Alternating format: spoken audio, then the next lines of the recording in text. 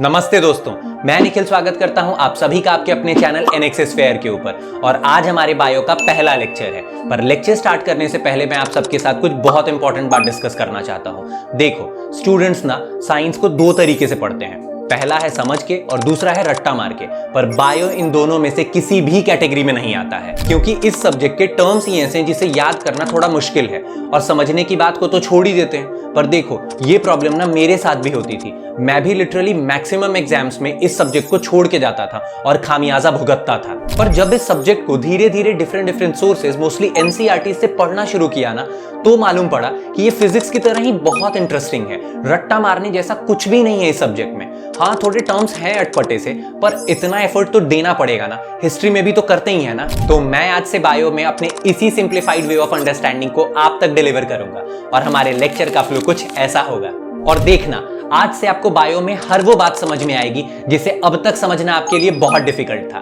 बदले में हमें सिर्फ आपके सपोर्ट की जरूरत है। चलिए अब हम अपना लेक्चर शुरू करते हैं। चलिए तो अब ये जान लेते हैं क्या कि हम अपने पहले चैप्टर सेल यानी कोशिका में क्या क्या और उसे कैसे कैसे कवर करने वाले हैं। देखिए, ये है हमारा टेबल ऑफ कंटेंट और आज के अपने पहले लेक्चर में हम सबसे पहले टॉपिक 1 से लेकर टॉपिक 3 यानी सेल थ्योरी तक की पढ़ाई करेंगे।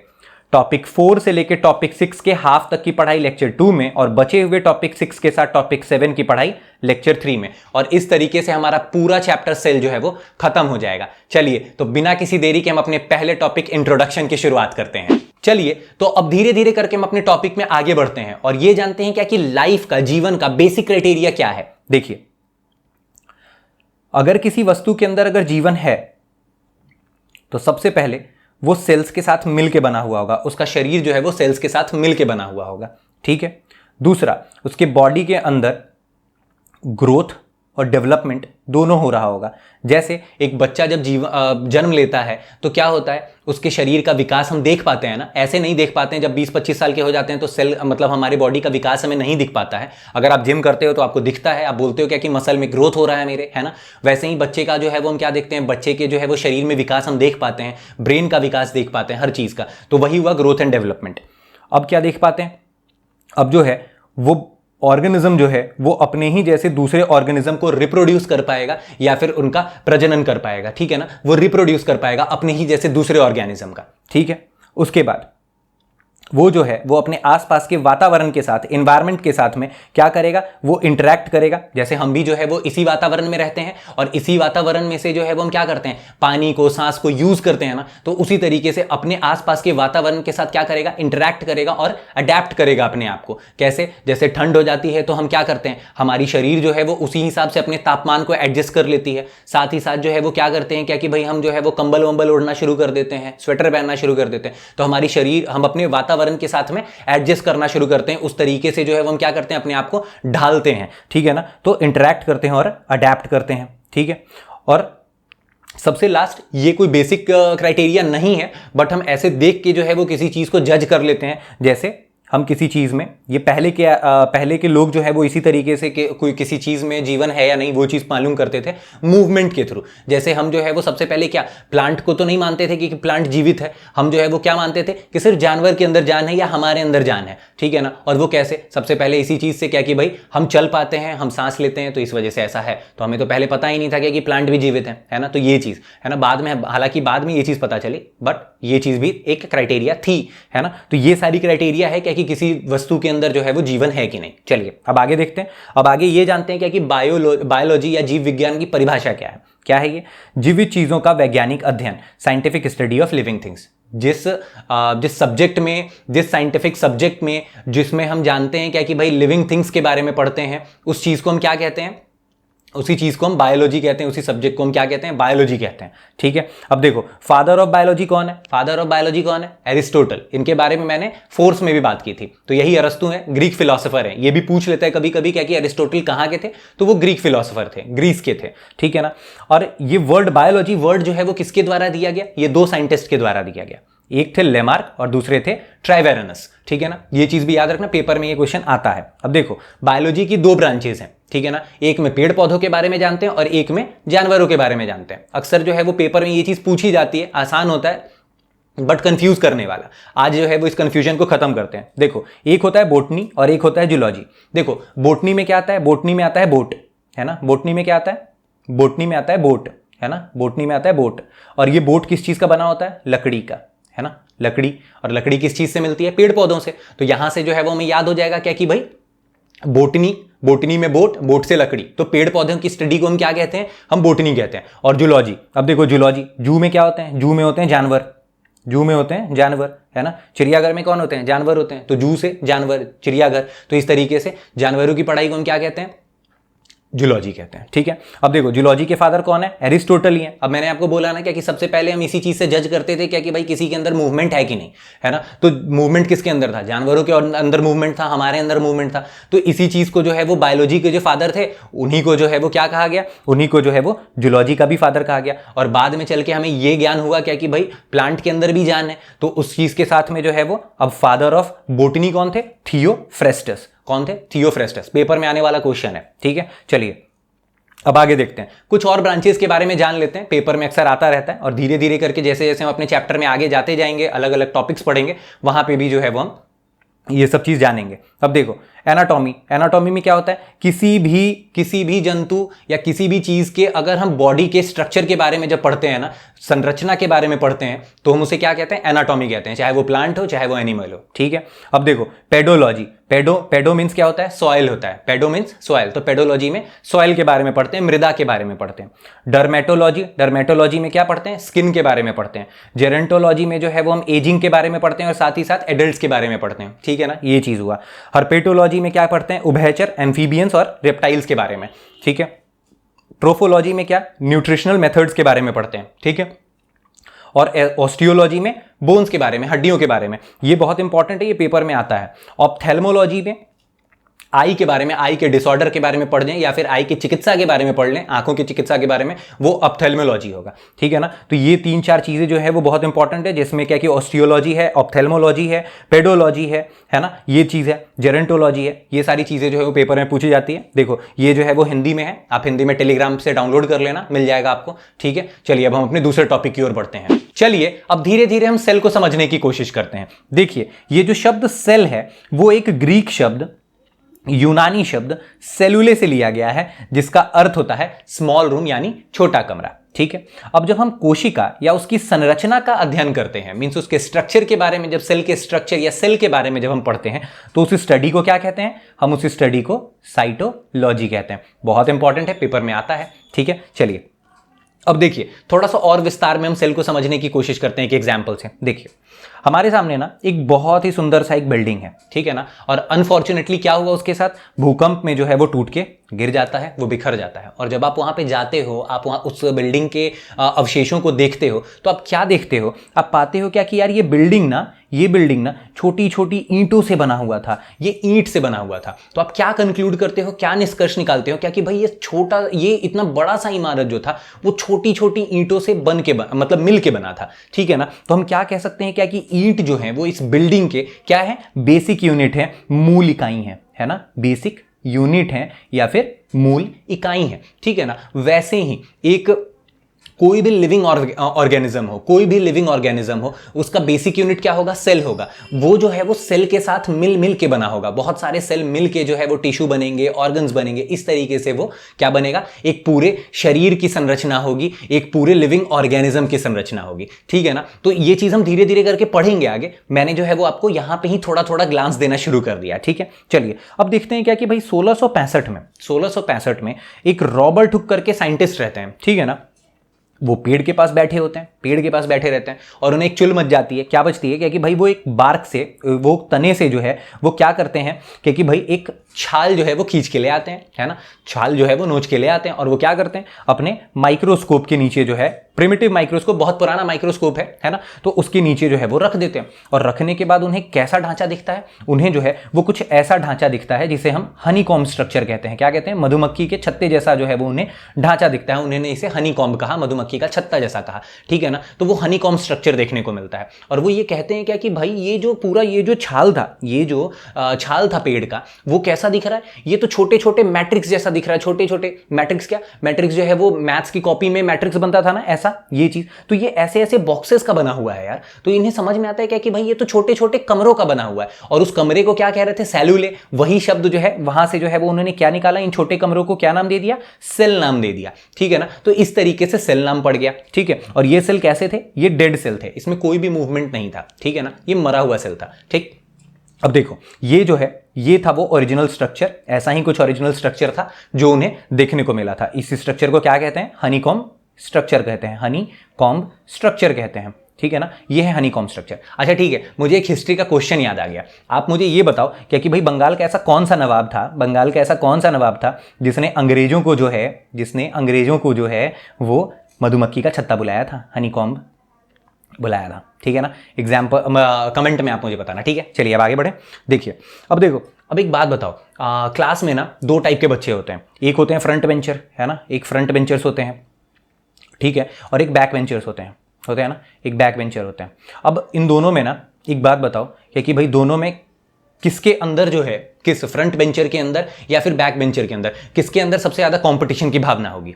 ऑब्वियसली फ्रंट बेंचर के अंदर। पढ़ते हैं भाई, यहां पे जो है वो अगर दो लड़के हैं, है ना, तो अगर किसी को 500 नंबर आए और किसी को 501 आ जाए, है ना, तो वो एक नंबर के लिए कंपटीशन करने लगते हैं। वहीं अगर बैक बेंचर्स में क्या होता है? बैक बेंचर में अगर किसी को 30 नंबर आए और 31 नंबर आए तो 31 नंबर वाले से लोग पार्टी और समोसा मांगने लगते हैं, है ना, करते हैं ना ऐसा। तो वही सेम चीज जो है वो फ्रंट बेंचर क्या करते हैं? फ्रंट बेंचर के अंदर जो है वो क्या होता है? बहुत ज्यादा चुल होती है क्या कि नहीं यार उसे एक नंबर एक्स्ट्रा आया कैसे, ठीक है ना, ये करते हैं लोग, ठीक है ना। अब देखो वैसे ही क्या हुआ? रॉबर्ट हुक, अब साइंटिस्ट हैं भाई, साइंटिस्ट भी तो फ्रंट बेंचर जैसे ही होते हैं ना। रॉबर्ट हुक ने जो है वो क्या किया? रॉबर्ट हुक ने जो है वो डेड सेल ढूंढ लिया। क्या किया? डेड सेल जो है वो ढूंढ लिया। अब जो है वो वैसे ही एक फ्रंट बेंचर थे, क्या नाम था उनका? ल्यूवेनहुक। तो 1674 में ऐसे ही एक फ्रंट बेंचर होते हैं, एक साइंटिस्ट होते हैं जिनका नाम होता है ल्यूवेनहुक। वो क्या करते हैं भाई? उन्हें भी अब कुछ ढूंढना है। वो जो है वो एक तालाब के किनारे बैठे रहते हैं, ठीक है ना, और उन्हें चुल मचती है क्या कि भाई इस तालाब के ऊपर जो है ना वो एल्गी है ना, काई जमी होती है ना हरी हरी सी, उसे एल्गी कहते हैं। तो वो क्या करते हैं? वो एल्गी उठा के ले आते हैं और माइक्रोस्कोप के नीचे रख देते हैं और माइक्रोस्कोप के अंदर रखने के बाद उन्हें क्या दिखता है? उन्हें जो है वो सेल में, इस बार भी सेल दिखेगा बट इस बार सेल के अंदर ना मूवमेंट होता हुआ दिखता है ना, सेल में मूवमेंट होता हुआ दिखता है। और इस मूवमेंट से उन्होंने जो है वो क्या ढूंढ लिया? उन्होंने क्या ढूंढा? उन्होंने जो है वो लिविंग सेल ढूंढ लिया, ठीक है ना। इस तरीके से क्या हुआ? लिविंग सेल ढूंढ लिया उन्होंने।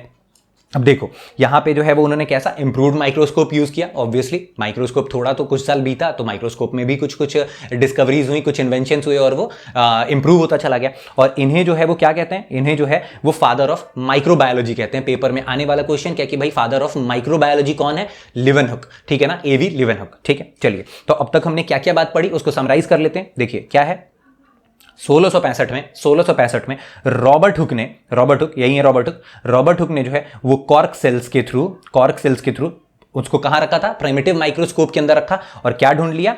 डेड सेल, मृत कोशिका, ठीक है ना। तो किसमें ढूंढा? कॉर्क सेल्स के अंदर। वही जो पेड़ था ना वो कॉर्क का पेड़ था, ठीक है ना, तो वो कॉर्क सेल के अंदर। और 1674 में एवी ल्यूवेनहुक ने क्या किया?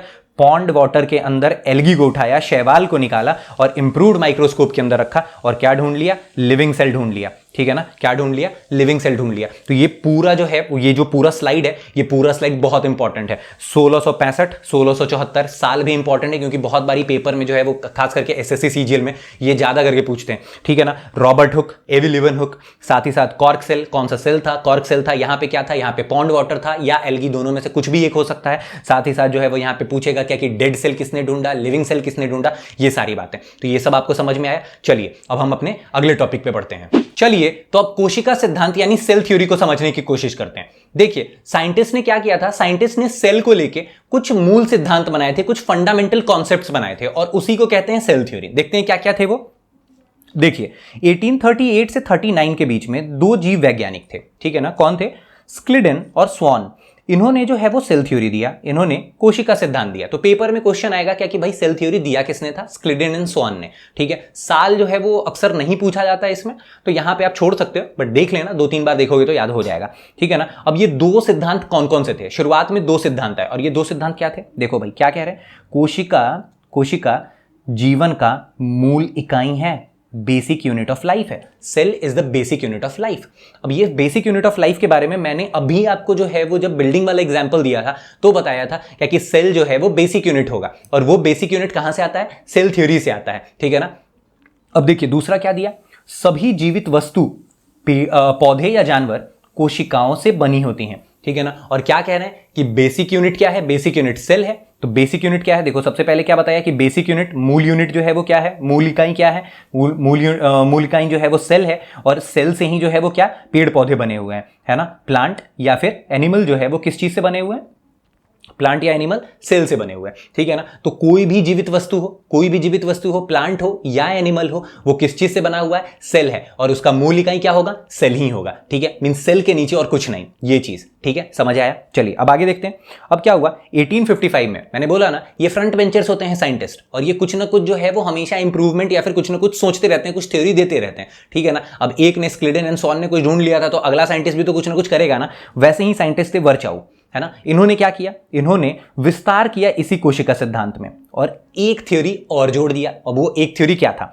एक थ्योरी था सभी कोशिकाएं पहले से मौजूद कोशिकाओं से उत्पन्न होती हैं, है ना। एक कोशिका है, अगर मान लो ये सेल है ना, सपोज करते हैं ये एक सेल है, ये एक सेल है ना। ये सेल जो है वो पहले से अगर कोई कोशिका होगी, ये ऐसे अगर पहले से कोई कोशिका होगी, उसी से ये सेल जो है वो बनेगा। ठीक है ना। ये सेल जो है वो डॉटर सेल है, डॉटर सेल ही बोलते हैं, धीरे धीरे करके हम जानेंगे, है ना। तो ये डॉटर सेल जो है वो अपने पेरेंट सेल से ही बनेगा, ये चीज बताया। ठीक है ना। अब क्या मैंने आपको शुरुआत में नहीं बताया था? देखो आप यहां पे देखो, ये बात जो है वो मैंने आपको यहां पे बताई थी कि अगर किसी भी वस्तु में अगर जीवन है, अगर किसी वस्तु में अगर जीवन है तो वो क्या करेगा? वो अपने आप को रिप्रोड्यूस करेगा, वो प्रजनन कर सकता है ना। तो हमेशा एक छोटा सा सेल भी जो है वो क्या करेगा? अगर वो जीवित है तो वो क्या करेगा? अपने आप को रिप्रोड्यूस करेगा। ठीक है ना। तो यही बात जो है वो वर्चाउ साहब ने कह दी। क्या कहा उन्होंने? क्या कि अगर कोई वस्तु है, अगर कोई सेल है तो वो प्री एग्जिस्टिंग सेल से ही आएगा। ठीक है। तो अगर पहले कोई सेल रहा होगा तभी कोई नया सेल आएगा। डन, यही बात कही। ठीक है। तो कुल मिला के हमारे पास कितने सेल थ्योरी हुए? हमारे पास जो है वो 3 सेल थ्योरी हुए। पहला क्या कहता है? पहला जो है वो कहता है क्या कि भाई सेल जो है वो बेसिक यूनिट है, मूल इकाई है। फिर बाद में क्या बताया? फिर इसी चीज को थोड़ा सा और एक्सपैंड किया गया, नॉर्मली इसी चीज को एक्सपैंड किया गया कि भाई सारी चीजें जो है वो पेड़ पौधे या फिर जानवर जो है वो क्या है? इसी सेल के बने हुए हैं। तो प्लांट हो या एनिमल हो, कोई भी लिविंग थिंग है वो किस चीज का बना हुआ है? वो सेल का ही बना हुआ है ना। और बाद में जो है वो वर्चाउ साहब ने क्या कह दिया? वर्चाउ साहब ने कहा क्या कि अगर कोई दूसरा सेल है तो वो प्री एग्जिस्टिंग सेल से ही होगा, है ना। कोई नया सेल बना है तो वो प्री एग्जिस्टिंग सेल से ही होगा। ठीक है ना। तो सभी कोशिकाएं पहले से मौजूद कोशिका से ही उत्पन्न होंगी। ठीक है ना। तो प्री एग्जिस्टिंग सेल वाली बात आ गई। ठीक है ना। तो पहले 2 जो है वो किसने दिए? स्क्लिडेन एंड स्वान ने दिए, और लास्ट वाला जो है वो किसने दिया? वर्चाउ ने दिया। ठीक है ना। तो ये बात याद रखना है, दोनों क्वेश्चन पूछा जाएगा। लेकिन अगर क्वेश्चन ये पूछा जाता है क्या कि सेल थ्योरी किसने दिया, तो इसका क्रेडिट जो है वो स्क्लिडेन एंड स्वान को ही जाता है। ठीक है ना। चलिए अब जो है वो देखिए, इसका एक अपवाद भी है। इस सेल का जो है सेल थ्योरी का एक अपवाद भी है, और वो अपवाद क्या है? वायरस, जिसने 2020 में जो है वो कोविड वायरस ने क्या कर दिया था? तहलका मचा दिया पूरे देश में। वही तो वो वायरस जो है वो क्या है? इसका एक अपवाद है। कैसे है अपवाद? ये चीज समझते हैं। देखिए किसी भी चीज के लिए, देखिए हम जो है, मैंने आपको बताया क्या कि अगर जीवन है तो ग्रोथ एंड डेवलपमेंट होगा, और ग्रोथ एंड डेवलपमेंट, देखिए मैं इसको चीज को लिखता हूं यहां पे देखिए अगर ग्रोथ, किसी भी चीज़ का ग्रोथ एंड डेवलपमेंट अगर होगा तो उस चीज़ के लिए, अगर किसी भी चीज़ का, अगर मान लीजिए सपोज करते हैं ये बॉडी है आपकी, है ना, तो इसका ग्रोथ एंड डेवलपमेंट अगर होना है तो इस चीज़ के लिए क्या होगा? इस चीज़ के लिए जो है वो बॉडी बिल्डिंग एलिमेंट होना चाहिए, बॉडी बिल्डिंग एलिमेंट होना चाहिए। और बॉडी बिल्डिंग एलिमेंट किसे कहते हैं हम? बॉडी बिल्डिंग एलिमेंट होता है प्रोटीन। क्या होता है? प्रोटीन जो है वो क्या होता है? बॉडी बिल्डिंग एलिमेंट होता है। अब देखो हम से प्रोटीन किस में होता है? प्रोटीन दाल में होता है। अब मान लो आपने दाल पी लिया, तो क्या प्रोटीन जो है वो क्या वैसे ही दाल को जो है वो सोख लेती है क्या? अपने सेल्स नहीं सोख पाते हैं ऐसे प्रोटीन को। प्रोटीन का सिंपलेस्ट फॉर्म, प्रोटीन का जो है वो सिंपलेस्ट फॉर्म होता है अमीनो एसिड। है ना, क्या होता है, अमीनो एसिड। ये चीज़ जो है वो हम धीरे धीरे करके जो है वो जब हम डाइजेशन में जाएंगे ना तो हम ये सारी चीज़ें पढ़ेंगे, बट मैं आपको यहाँ पे बता रहा हूँ क्योंकि थोड़ी सी ज़रूरत है। तो देखो यहाँ पे प्रोटीन का सिंपलेस्ट फॉर्म क्या होता है, अमीनो एसिड। इसको तोड़ के जो है वो यूज करती है। तो प्रोटीन को जो है वो तोड़ते तोड़ते कहां तक लेके जाते हैं, सबसे बेसिक चीज पे, वो होता है अमीनो एसिड। तो अमीनो एसिड पे लेके जाते हैं, और वो अमीनो एसिड कौन सोखता है ना, वो सेल सोख लेता है, ठीक है ना, यूज में लाता है बॉडी बिल्डिंग या ग्रोथ एंड डेवलपमेंट के लिए, ठीक है। अब एक बात बताओ, इस प्रोटीन से अमीनो एसिड तक का सफर जो था, ये टूटना जो है वो इसको तोड़ा किसने होगा, इसको तोड़ा किसने होगा, कोई तो एजेंट होगा ना जिसने इसे तोड़ा होगा। वो एजेंट का नाम है राइबोसोम। देखो उस एजेंट का नाम है राइबोसोम। तो राइबोसोम क्या करता है, राइबोसोम जो है वो क्या करता है, राइबोसोम जो है वो प्रोटीन को उसके सिंपलेस्ट फॉर्म में तोड़ता है सेल के अंदर, ठीक है ना, उसके सिंपलेस्ट फॉर्म में तोड़ता है सेल के अंदर, और वो सिंपलेस्ट फॉर्म क्या होता है, अमीनो एसिड, ठीक है। तो क्या समझे आप, आपने ये देखा कि बॉडी में ग्रोथ एंड डेवलपमेंट के लिए जरूरत होती है बॉडी बिल्डिंग एलिमेंट की, और बॉडी बिल्डिंग एलिमेंट क्या है, प्रोटीन है। और प्रोटीन को जो है वो उसके सिंपलेस्ट फॉर्म तक कौन तोड़ के लेके जाता है सेल ऑर्गेनेल में, वो होता है राइबोसोम। अब देखो ये राइबोसोम ना, ये वायरस के अंदर नहीं होता है, ठीक है। ये राइबोसोम जो है वो वायरस के अंदर होता ही नहीं है। अब अगर ऐसा कुछ है ही नहीं तो ग्रोथ डेवलपमेंट होगा ही नहीं उस सेल का। अगर उस सेल का मतलब वायरस के सेल का अगर ग्रोथ एंड डेवलपमेंट हुआ ही नहीं तो वो तो बढ़ ही नहीं पाएगा। अगर वो बढ़ेगा नहीं तो अब इसी कंक्लूजन पे हम आ रहे हैं। अगर वो वायरस किसी दूसरे सेल के साथ में अगर जुड़ा होता है, देखो अगर ऐसा कुछ वायरस है, यूं, है ना, ये वायरस अगर जो है वो किसी दूसरे सेल के साथ जुड़ा हुआ है, कोई ऐसे सेल के साथ, हमारे सेल के साथ अगर जुड़ा हुआ है जिसके अंदर पहले से राइबोसोम है, उसको ये होस्ट की तरह यूज करता है ना, उसको ये होस्ट की तरह यूज करता है और पैरासाइट की तरह चिपक के जो है वो अपना ग्रोथ एंड डेवलपमेंट करता है, अपने आप को रिप्रोड्यूस करता है, और तब ये एक जीवित सेल की तरह, लिविंग सेल की तरह जो है वो काम करता है। और अगर ये डिटैच हो जाता है यहां से, अगर ये लिविंग सेल दूसरे होस्ट सेल से जो है वो हट जाता है, तो ये क्या हो जाता है, ये मृत हो जाता है, उस समय तक के लिए मृत हो जाता है। और ये बीच में जैसे फिर से जुड़ेगा तो ये फिर से चालू हो जाता है, फिर से जीना शुरू कर देता है, ठीक है। ऐसा ही कुछ कोविड वायरस के साथ भी हुआ था, ठीक है ना। तो यही चीज जो है वो वायरस के साथ है, ठीक है। तो वायरस जो है वो जीवन और मृत्यु के बीच में जो है वो कुछ बीच का लिंक है, ठीक है ना। तो क्या है, वायरस जो है वो लिंक है ना, लाइफ और डेथ के बीच में, क्योंकि ये जो है ना ही पूरी तरीके से मरा हुआ होता है और ना ही पूरी तरीके से जीवित होता है। अगर ये जीवित है तो ये किसके ऊपर होगा, किसी होस्ट सेल के ऊपर होगा और उसके प्रोटीन को ये यूज कर रहा होगा, ठीक है। और मरा हुआ भी बिल्कुल नहीं है, ठीक है ना। तो ये ऐसा होता है ये अपना वायरस, ठीक है ना। तो वायरस क्या है, वायरस अपवाद है सेल थ्योरी का, ठीक है। अब धीरे धीरे करके हम क्या करते हैं, टाइमलाइन ऑफ डिस्कवरीज को समझते हैं, क्या किस किस तरीके से जो है वो सेल को लेके और क्या क्या डिस्कवरीज हुई, ठीक है। चलिए देखते हैं। चलिए तो अब समय रेखा के ऊपर हम बहुत सारे हुए डिस्कवरीज को समझने की कोशिश करते हैं, और इस टेक्निक से जो है वो आप पूरे चैप्टर को एक बार में रिवाइज कर ले सकते हो। खास करके ये टेक्निक जो है वो हिस्ट्री में बहुत ज्यादा हेल्पफुल है, और अभिलाषा मैम आप लोगों को हिस्ट्री इसी तरीके से पढ़ाएंगी। देखिए 1665 में हमने देखा कि रॉबर्ट हुक ने जो है वो क्या किया था, पेड़ के छाल को खींचा था, और वो पेड़ किस चीज का था, कॉर्क का था, और क्या देखा था उसमें, डेड सेल ढूंढा था, ठीक है ना। तो कॉर्क स्लाइस के थ्रू डेड सेल ढूंढा, और इनके एक बहुत ही इंपॉर्टेंट बुक का नाम है, पेपर में आता है माइक्रोग्राफिक। क्या नाम है, माइक्रोग्राफिक, ठीक है। अब देखो इसके बाद जो है वो 1674 में कौन थे, लिवेनहुक आए थे। लिवेनहुक थे, इनके प्रतिद्वंदी टाइप थे, मैंने बताया था आपको। तो लिवेनहुक ने क्या किया, ये फादर ऑफ माइक्रोबायोलॉजी थे, और इन्होंने लिविंग सेल ढूंढा था। कहां पे, पॉन्ड वाटर के ऊपर, पॉन्ड वाटर में, है ना, पॉन्ड वाटर में। और पॉन्ड वाटर के ऊपर से क्या निकाला था, एल्गी निकाला था, शैवाल निकाला था, ठीक है ना। चलिए अब क्या होता है, 1831 में रॉबर्ट ब्राउन रहते हैं। कौन है, रॉबर्ट ब्राउन। और इन्होंने क्या ढूंढा, इन्होंने न्यूक्लियस ढूंढा, केंद्रक ढूंढा। क्या है, ऐसा कुछ सेल है और सेल के अंदर एक न्यूक्लियस होता है। ये चीज किसने बताई, रॉबर्ट ब्राउन ने बताई, ठीक है। चलिए अब देखते हैं। अब देखो यहां पे समझने से पहले ना हमें एक टर्म को समझने की जरूरत है। देखिए क्या टर्म है, प्रोटोप्लाज्म, ठीक है ना। ये टर्म पहले समझते हैं, ठीक है। क्या है ये प्रोटोप्लाज्म, देखिए एक सेल होता है, ऐसा कुछ सेल है, ठीक है। और इस सेल के अंदर क्या है, न्यूक्लियस है, ठीक है। अब हम ये मानते हैं क्या कि सेल और न्यूक्लियस, सेल जो है, सेल के अंदर फ्लूइड पार्टिकल्स है, पानी जैसा कुछ तरल पदार्थ है, ठीक है ना। और इस तरल, देखो ये जो है वो एक मेम्ब्रेन है, इस मेम्ब्रेन को कहते हैं प्लाज्मा मेम्ब्रेन, आगे आएगा ये चीज, ठीक है ना। बट ये जो है वो प्लाज्मा मेम्ब्रेन है, और ये न्यूक्लियस है। तो प्लाज्मा मेम्ब्रेन और न्यूक्लियस के बीच में क्या होता है, यहाँ पे तरल पदार्थ है, इन दोनों के बीच में, इसे हम क्या कहते हैं, इसे कहते हैं साइटोप्लाज्म, ठीक है ना। और इस न्यूक्लियस के अंदर जो तरल पदार्थ है इसे हम क्या कहते हैं? न्यूक्लियोप्लाज्म। न्यूक्लियोप्लाज्म, ठीक है ना। अब देखो, अब साइटोप्लाज्म, यहां पे लिखता हूं, साइटोप्लाज्म प्लस न्यूक्लियोप्लाज्म, ठीक है। इन दोनों को ही सम्मिलित तौर पे, जब हम पूरे इन दोनों को सम्मिलित तौर पे बात करते हैं तो हम इसे कहते हैं प्रोटोप्लाज्म, ठीक है ना, प्रोटोप्लाज्म। जब हम प्रोटोप्लाज्म की बात करते हैं मींस हम जो है वो सेल के अंदर के सारे फ्लूइड मटेरियल की बात कर रहे हैं, मींस न्यूक्लियस के अंदर और प्लाज्मा मेम्ब्रेन और न्यूक्लियस के बीच वाले फ्लूइड, साइटोप्लाज्म और न्यूक्लियोप्लाज्म, दोनों के बारे में जब बात करते हैं तो हम क्या कहते हैं? प्रोटोप्लाज्म कहते हैं, ठीक है ना। और इस प्रोटोप्लाज्म के बारे में डिस्कवरी करने वाले कौन थे? दुजार्दिन। कौन थे? फेलिक्स जो दुजार्दिन, ठीक है ना। तो फेलिक्स दुजार्दिन जो थे वो कौन थे? प्रोटोप्लाज्म की डिस्कवरी करने वाले। वहीं प्रोटोप्लाज्म का नाम देने वाले कौन थे? नाम देने वाले थे परकिंजे। क्या है? परकिंजे, ठीक है ना। तो परकिंजे ने क्या किया? प्रोटोप्लाज्म नाम दिया, और प्रोटोप्लाज्म के बारे में किसने बताया? वो थे दुजार्दिन, ठीक है। चलिए अब देखिए, अब जो है वो थे स्क्लिडेन एंड सॉन, 1838 से 39 के बीच में। अभी पढ़ा सेल थ्योरी में, तो इन्होंने जो है वो सेल थ्योरी दिया और इसमें दो सेल थ्योरी थी, ठीक है ना। और ये दो सेल थ्योरी क्या क्या थी? एक जो है वो मूल इकाई है, सेल जो है वो मूल इकाई है, और सारे जीवित प्राणी जो है वो किस चीज के बने हुए हैं? सेल के बने हुए हैं। यही दो बात बताई थी इन्होंने।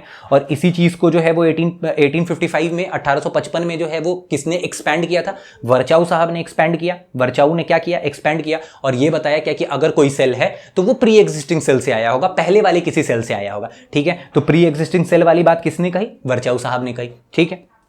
अब देखिए, अब बहुत इंपॉर्टेंट बात है। देखो, अब तक जो है वो लोग क्या समझ रहे थे? साइंटिस्ट को क्या पता था? देखो, साइंटिस्ट को ये पता था कि भाई सारी चीजें जो है वो सेल से बनी हुई हैं, सारी जीवित चीजें जो है वो सेल से बनी हुई है। तो पहले ये पता चला कि भाई क्या है? सारी चीजें जो है वो सेल से बनी हुई हैं। अगर वो सेल जो है वो अगर मरा हुआ है तो मरा हुआ सेल किसने ढूंढा? रॉबर्ट हुक ने ढूंढा, आरएच ने, है ना। और अगर जो है वो अगर सेल जीवित सेल है तो लिविंग सेल को किसने ढूंढा?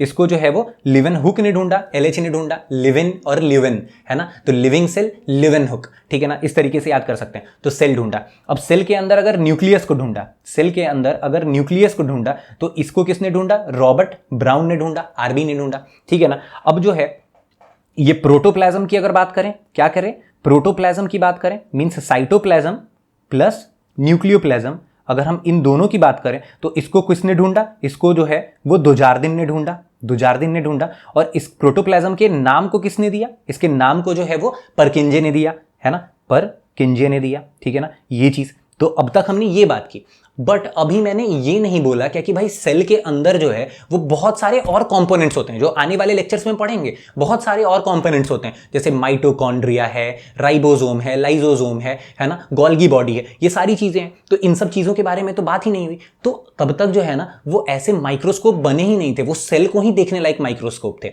इतनी ज्यादा मैग्निफिकेशन नहीं हो पाती थी क्या कि सेल के अंदर भी झांक के देख सकें। तो इसीलिए कहते थे क्या कि बेसिक यूनिट सेल ही है किसी भी लिविंग ऑर्गेनिज्म का। तो ये चीज जो है वो अब तक पता थी ही नहीं। और अब जो है वो एक अलग क्रांति आने वाली है। 1931 से लेके 40 के बीच में इलेक्ट्रॉन माइक्रोस्कोप, कौन सा? इलेक्ट्रॉन माइक्रोस्कोप जो है वो उसकी खोज होने वाली है, उसकी डिस्कवरी होने वाली है। और उसका श्रेय जो है वो किसको जाएगा? रस्का और नॉल को, है ना। तो ये पेपर में अगर पूछे क्या कि किसका, अगर सिर्फ जो है वो रस्का लिखा हो तो रस्का करोगे, और रस्का नॉल लिखा है दोनों तो वो आप करोगे, ठीक है ना। तो इलेक्ट्रॉन माइक्रोस्कोप के थ्रू ही जो है वो हम अब सेल के अंदर भी झांक पाएंगे, सेल के और ऑर्गेनेल्स को जो है वो हम देख पाएंगे, ठीक है ना। और इन ऑर्गेनेल्स के बारे में हम अपने आने वाले लेक्चर में जानेंगे। लेक्चर 2, लेक्चर 3 में हम इसी चीज के बारे में जानेंगे, ठीक है। तो होपफुली जो है वो आपको लेक्चर समझ में आया हो। अगर समझ में आया है तो आप अपने दोस्तों के साथ जो है वो शेयर करना, लाइक करना, और अगर कोई डाउट हो तो आप पूछ लेना कमेंट सेक्शन में, ठीक है। बाकी जो है वो सब्सक्राइब करना, क्योंकि सब्सक्रिप्शन से जो है वो हमें मोटिवेशन मिलता है, ठीक है। चलिए, धन्यवाद।